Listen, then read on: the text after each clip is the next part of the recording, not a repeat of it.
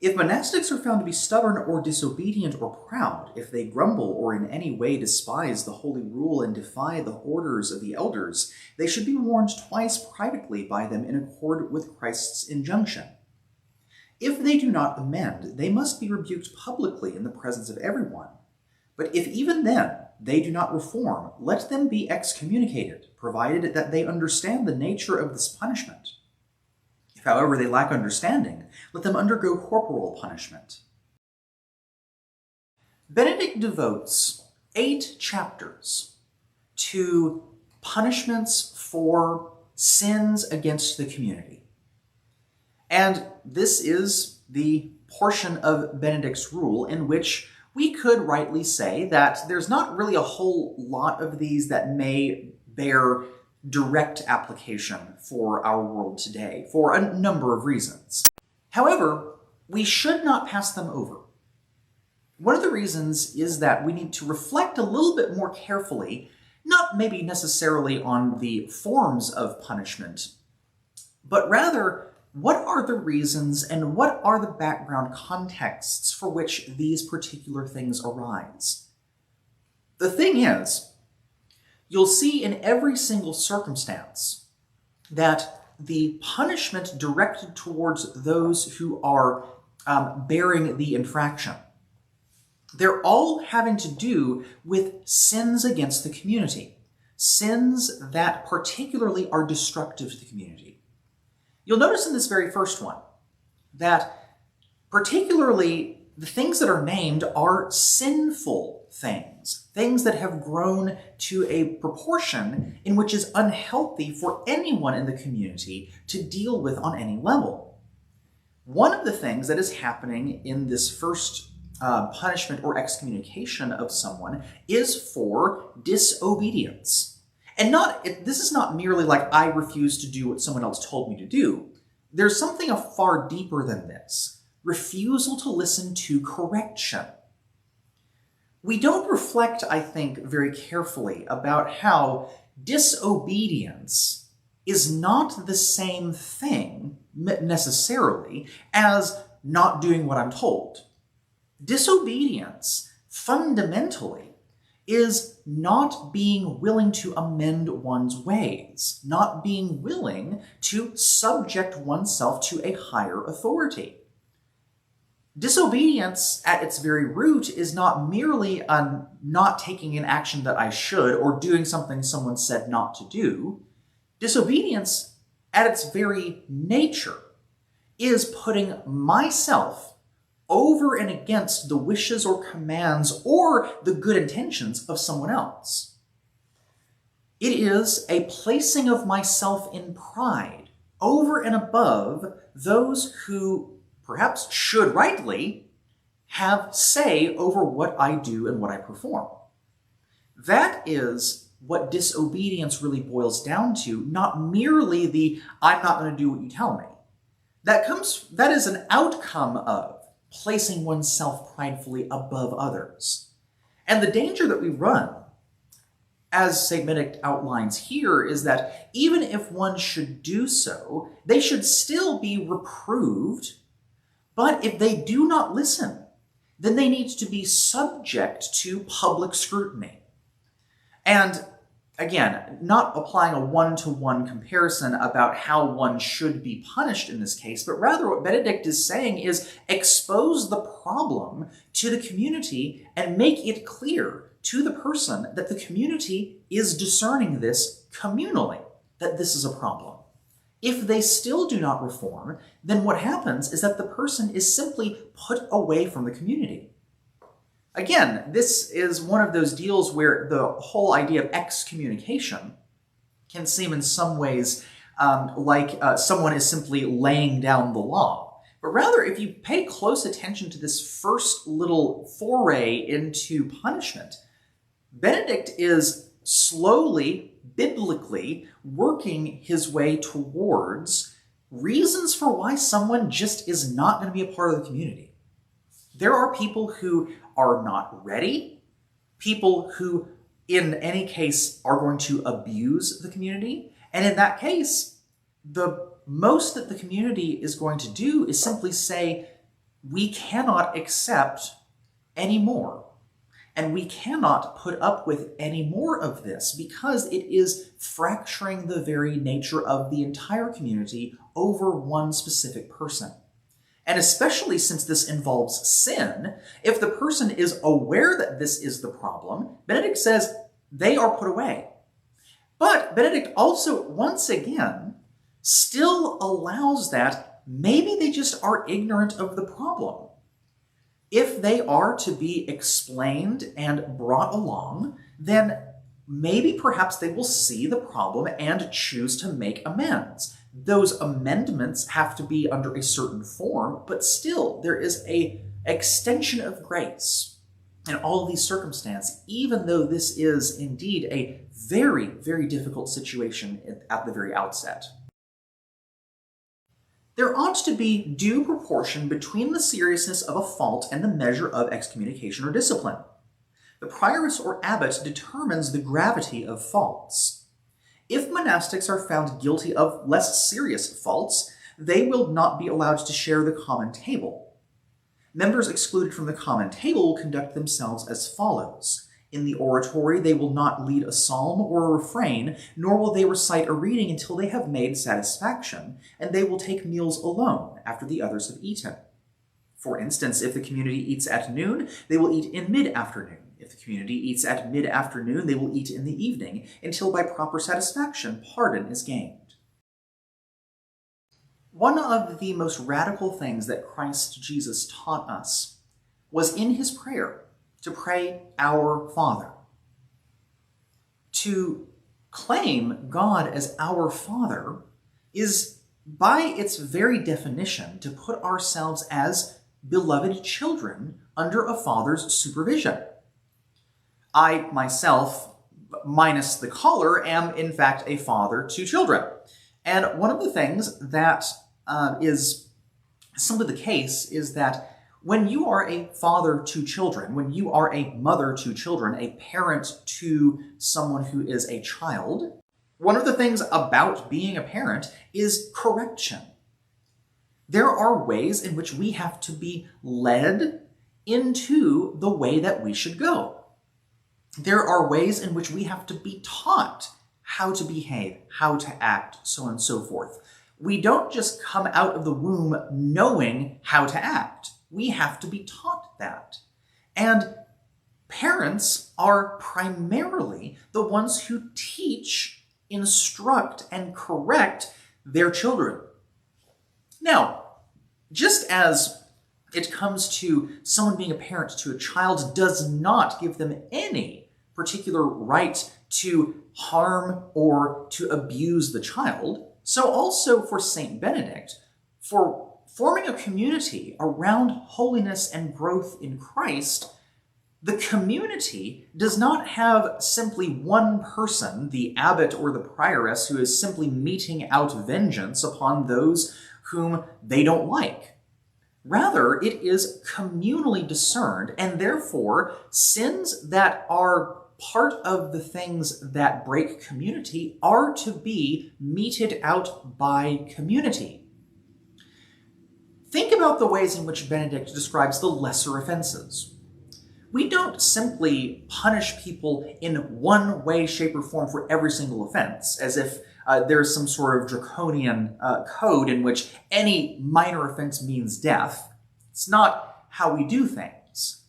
Rather, it is in proportion to the deed, or in proportion to the fault. Just like we wouldn't punish our kids unduly for not cleaning their room, or for anything that is a minor offense, so also we're not going to do that as a community of believers. But more importantly, the way that punishment was meted out, if you'll notice about this, is that it is communal in nature. What the community is doing is saying to the offending person, they are withdrawing the table, the common fellowship. They are withdrawing the ability to lead the prayers because the community is still sustaining the person by the joining in prayers. They are simply not joining in a communal fashion because there has been a fault against the community. Now, it should be noted very clearly, these are not merely just minor faults that are done in confession to the abbot. Remember how Benedict prescribes that monastics are to say confession. In the confession to the abbot, these are private confessions in which nothing other than the personal interaction with the abbot and the person is the way in which they are making restitution for what they have done. This is not the same thing as a minor sin against the community. It's the difference in saying in confession, I hear that you have been harboring evil thoughts against your brother or your sister. Pray about that. Make restitution with the person. That's different than something that is a sin against the community. Such as, let's say that one chooses to use money in a way that is in a particular way not what the community discerns, and that money is spent unilaterally by one person, and that offends against all of the community because the person did it without consultation with the rest of the discerning body. That could be a minor offense of some sort, of not being in community and communal discernment as to how these things should work themselves out. So when Benedict is proposing these things, this is not for any just minor, this is not for any minor confessional offense, so to speak. This is for something that is minor against the community in the grander scheme of things, but serious enough that it needs to be put plainly, that this is not how we can be with each other. And because that's the case, the punishment that one receives is a communal withdrawing for a time, and making clear that if we're not going to act as a community, that the honors, the rights of the community are going to be withdrawn from the person, because it is only through communal discernment in the monastery that we are able to walk into holiness. It is only by obedience, not doing what I want, but rather discerning what all hear the Spirit saying. Those guilty of a serious fault are to be excluded from both the table and the oratory. No one in the community should associate or converse with them at all. They will work alone at the tasks assigned to them, living continually in sorrow and penance, pondering that fearful judgment of the apostle, such a person is handed over for the destruction of the flesh, that the spirit may be saved on the day of Jesus Christ. Let them take their food alone in an amount and at a time the prioress or abbot considers appropriate. They should not be blessed by anyone passing by, nor should the food that is given them be blessed. When one makes a serious offense against the community, one of the things that Benedict makes really clear is that they are still taken care of by the community insofar as they receive their daily food and drink, but they are also expelled particularly from saying the prayers. This is what being expelled from the oratory means. In a way, again, if we think about this in a way, what is happening is that the person for whom makes the serious fault is being removed, but not merely for the purposes of the community saying, oh, well, now we've gotten rid of that person, we can go back to life as it was. Rather, if you pay close attention, Benedict separates the person from the community, allows the abbot or prioress to make the appropriate recommendations for receiving sustenance. In other words, they still have a roof over their heads, they still are able to receive food, but they are not to be in community with the rest of everyone. Because the seriousness of the fault has meant that they have to be separated, not simply for the good of the community, but also for the good of themselves. Sister Joan, I think, has a really lovely reflection on this, which is that we all, at some point in time, have to take separation from where we're at in order to more clearly come to terms with what's going on. This is what happens whenever she talks about the long sabbatical, or even going to college, of being removed from a particular system, to be removed from a particular milieu, so that we can become clearer both with ourselves and with the community of which we're being removed from, about the things in which we have not come to terms with. One of the things that Benedict kind of puts in front of the one being excommunicated in this fashion is, are you really willing to live up to your vows in community? Are you really willing to bear the burden, the light burden, but the burden nonetheless, of mortifying your pride? Are you willing to be in community in this fashion? And I think it's helpful to note that Benedict does not necessarily say that they are being just left up to hellfire and brimstone. Notice the passage that he quotes in there. He's quoting Paul when Paul says to let someone who is destructive to the community leave them to themselves so that perhaps the spirit may be delivered. Notice that what Paul is saying here is that we're delivering up the flesh to destruction so that perhaps the spirit may be saved. There is a holding out of hope for the person's eternal personhood over and against what their corporal body is doing to the rest of the community. There are all kinds of ways that we can kind of relate this to modern psychology, in that there are often times where we simply don't know what exactly we need to do until we are removed from our context. To be completely honest, until we're fired from our job.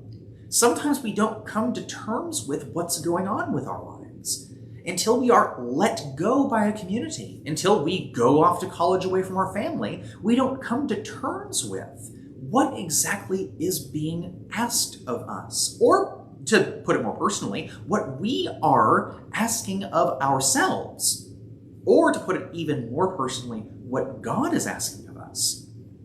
To have time to ourselves is to really seriously reflect on, what exactly am I dealing with that I can't deal with other than being removed for a time?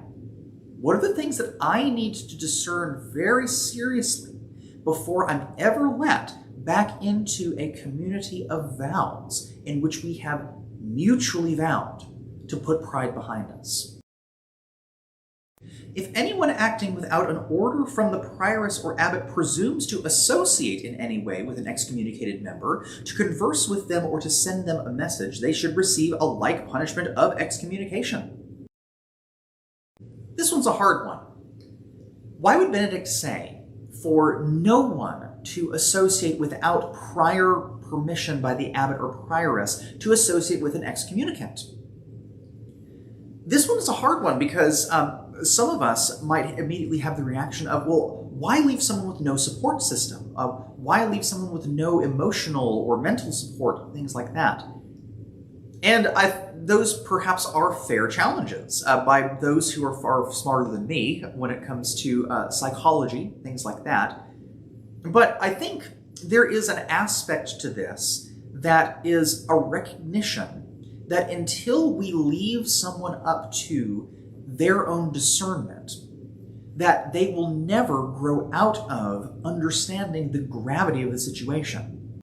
Whenever you are ministering to someone who has a clear psychological problem, and I'm not going the realm of disease here, but if someone fundamentally does not have an awareness of themselves and what the awareness of themselves is doing to both their own self and the people surrounding them, if they don't have a fundamental understanding of self-reflection, and they simply are reaching out to grab anyone for whom that they can in order to fulfill something that is inside of them they have not discerned, that is destructive, that is both a fault of the person being involved in that, but also can be a fault against the entire community because it begins to break and fracture relationships based upon one person who cannot or does not or unwillingly will not self-examine.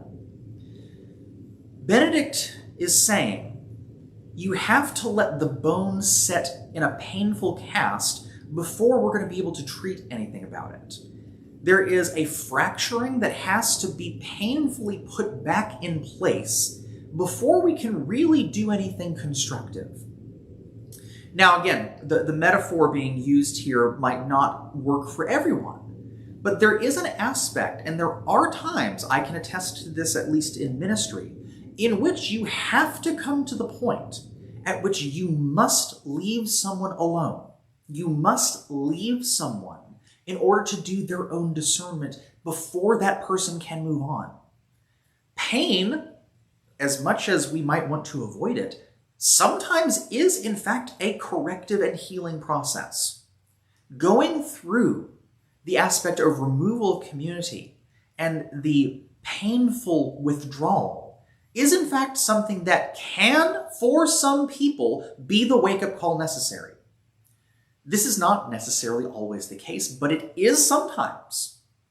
And we have to take that at least as a offered guidance when it comes to dealing with someone who really has made a major offense against a community. The abbot and prioress must exercise the utmost care and concern for the wayward, because it is not the healthy who need a physician, but the sick. Therefore, they ought to use every skill of a wise physician and send in senpectae, that is, mature and wise members who, under the cloak of secrecy, may support the wavering sister or brother, urge them to be humble as a way of making satisfaction, and console them, lest they be overwhelmed by excessive sorrow. Rather, as the apostle also says, let love be reaffirmed, and let all pray for the one who is excommunicated. It is the responsibility of the abbot or prioress to have great concern and to act with all speed, discernment, and diligence in order not to lose any of the sheep entrusted to them. They should realize that they have undertaken care of the sick, not tyranny over the healthy. Let them also fear the threat of the prophet, in which God says, "What you saw to be fat you claimed for yourselves, and what was weak you cast aside." They are to imitate the loving example of Christ, the good shepherd, who left the 99 sheep in the mountains and went in search for the one sheep that had strayed. So great was Christ's compassion for its weakness that he mercifully placed it on his sacred shoulders and so carried it back to the flock. Excommunication is not meant to crush and simply discard someone. That's not what excommunication means. That is what popular media would have you believe excommunication means in this particular sense, but that is absolutely not what Benedict is saying. In fact, Benedict charges even more solemnly that the care of the wayward is the primary responsibility of the abbot or prioress. In fact, he even uses the great image of Christ the Good Shepherd that leaves the 99 sheep, goes, finds the one, and brings it back to the fold, in conjunction with Christ's saying that he has not come to call the healthy, but to call the sick. So there is an intense sort of focus on the fact that the wayward are in fact the most needing of the prioress or abbot. Those who have been excommunicated are in fact to be more carefully cared for by the prioress or abbot than the rest of the monastery. As in fact Benedict puts very plainly, that the role of the rule is to be medicine to the sick, not the tyranny over the healthy. So there is a very poignant aspect in which the abbot or prioress is called to be that physician, be that gentle shepherd that is supposed to coax the person back into community. Notice he says very clearly, so that they are not lost. This is not merely the shepherd throwing out the bad sheep. Again, we have to get past this cultural imagination as to what excommunication means. This is not for the purposes of just getting rid of someone, of just discarding someone to the wayside. Rather, it is for the purposes of bringing them back into community that they have been separated from in the first place. Instead, they are separated from the rest of the community because they need a very gentle and specific touch of the prioress or abbot that in conjunction with those who are trusted by the prioress or abbot, are meant to encourage, bring back into the fold, while recognizing the faults of the person, but to bring them back into right relationship with the community and with God. They are a reconciliatory body. They are not meant for just chunking the bad stuff out in the garbage. Rather, there's no garbage people in the monastery. Everyone sins. Everyone messes up. Everyone needs compassion, but some need more compassion than others do. If anyone has been reproved frequently for any fault or even been excommunicated, yet does not amend, let that member receive a sharper punishment. That is, let that monastic feel the strokes of the rod. But if even when they do not reform or perhaps become proud and would actually defend their conduct, which God forbid, the prioress or abbot should follow the procedure of a wise physician, after applying compresses, the anointment of encouragement, the medicine of divine scripture, and finally the cauterizing iron of excommunication and strokes of the rod, if they then perceive that their earnest efforts are unavailing, let them apply an even better remedy. They and all the members should pray for them so that God, who can do all things, may bring about the health of the sick one. Yet if even this procedure does not heal them, then finally the prioress or abbot must use the knife and amputate. For the apostle says, banish the evil one from your midst. And again, if the unbeliever departs, let that one depart, lest one diseased sheep infect the whole flock. The punishment that is prescribed is one in which, in so many different reasons, would never fly in our modern society. Sister Joan actually puts this very plainly in her commentary, in that theories of people and development change. The rule of St. Benedict, the living rule as she calls it, is one that has adjusted to different theories of human development. And we can say rightly so. There were understandings of certain punishments that were necessary to reform someone in the 6th century that simply we know don't work after many years of looking at this carefully. However, it should be noted that the metaphors that Benedict uses in his meting out of these excommunicating punishments are still so incredibly helpful when we really think about what exactly is going on. When we think about the last straw, the straw that breaks the camel's back, so to speak, to use another metaphor, one of the things that we have to be careful about is that there are certain times in which people simply need to be asked to leave. And now that is a last-ditch sort of thing that comes after we try everything possible to be able to amend the situations. And it comes after the realization of the community and the person that these things are not going to work. It's not going to change. It's not going to get better because we have not agreed that things are going to go forward. And in that case, the best thing for both parties is to leave. As hard as that decision might be, and as painful as that might be, especially for someone who might have been well known to the community, Benedict says this is necessary if it is going to mean the fracturing of community over one person's misconduct. Instead, if we do not agree that the reason why we are a part of community to begin with is to die to ourselves, is really to excise that part of our sinful selves that breaks community so easily.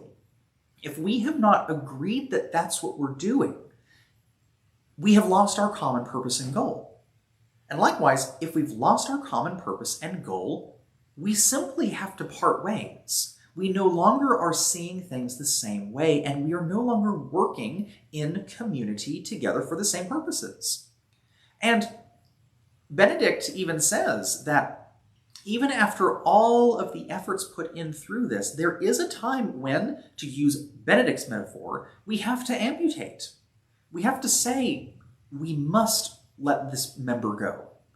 This member has affected too much of the body. That's a sad place to get to.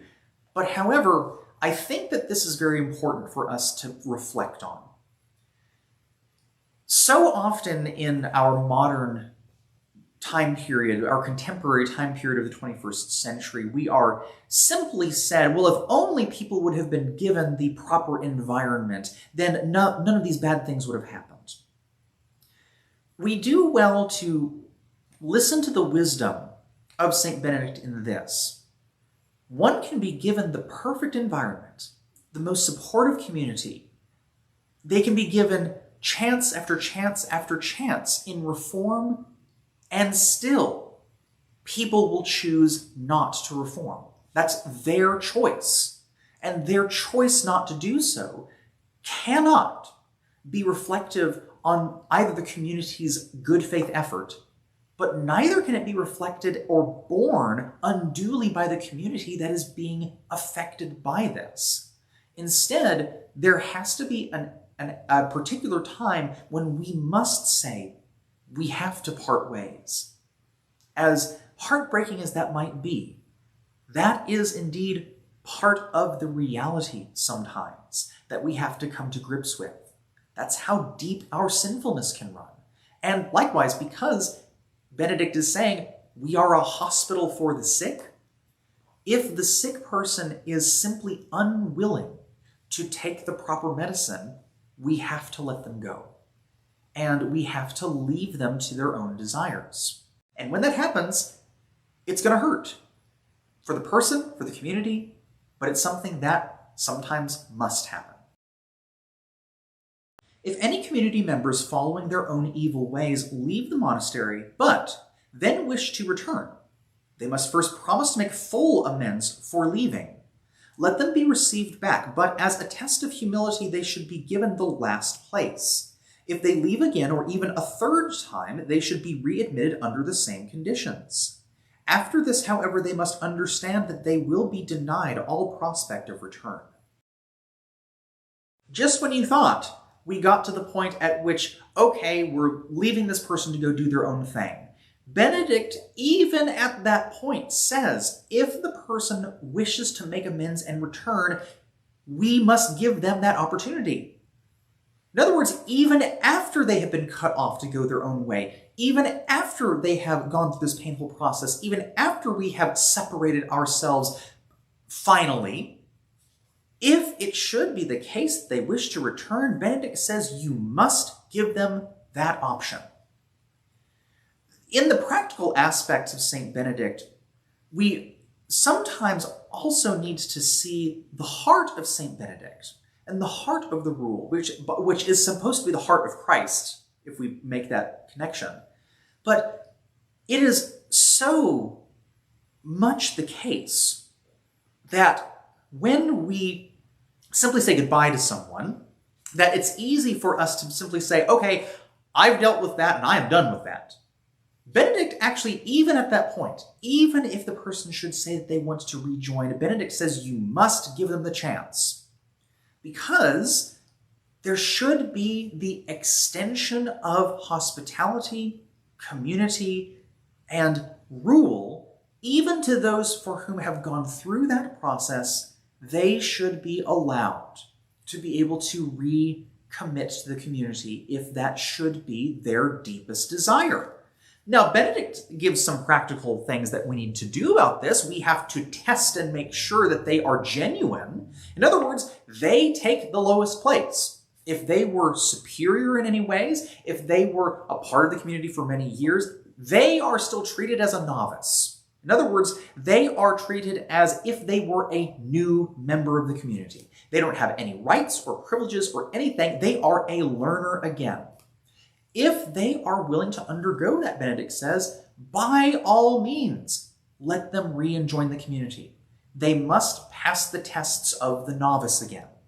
And now, once again, this is not merely someone who's just coming off the street brand new. This is someone who is being renewed, someone who is starting again.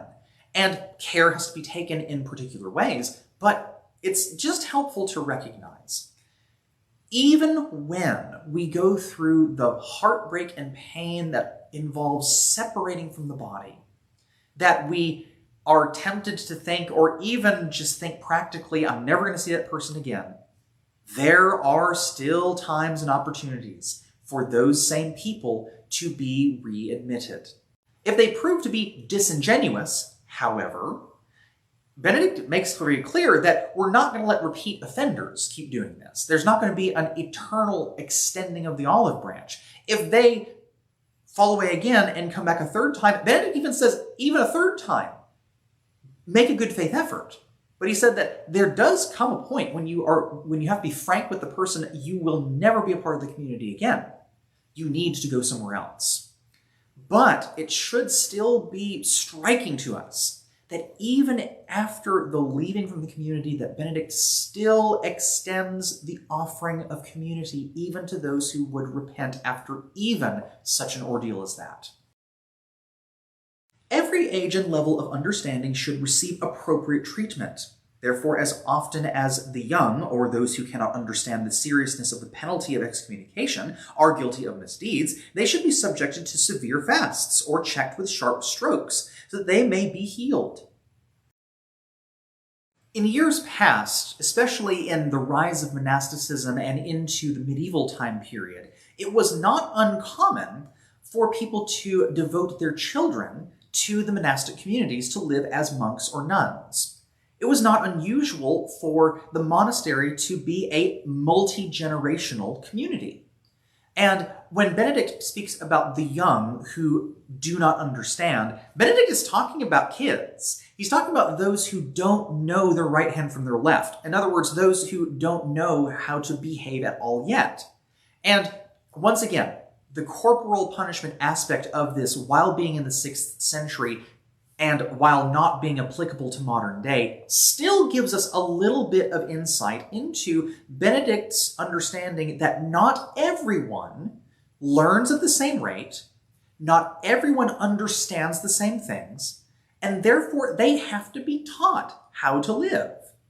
Sister Joan actually says that the point of this little chapter is not that kids are meant to be beaten with the rod. She said that's not what it's about. Rather, it is a recognition that we are at different stages of development, depending on who we are, where we are, and what our background circumstances are, how much experience in life we've had, so on and so forth. There is a level at which we as a community are being brought into a community of like-minded, like-working people, but it also is a recognition that each individual is at different stages. And therefore, if we are bringing people into holiness, into the knowledge and love of the Lord, we are doing so by using all the tools in our tool belt to teach the right way to go, to teach the right way of living in a holy way. And as Sister Joan puts it at the very end of this chapter, the whole point of all of these chapters involving corporal punishment and excommunication, they are never meant to crush and discard and destroy. They are always meant to heal, to reconcile, and ultimately to win our brothers and sisters for Christ.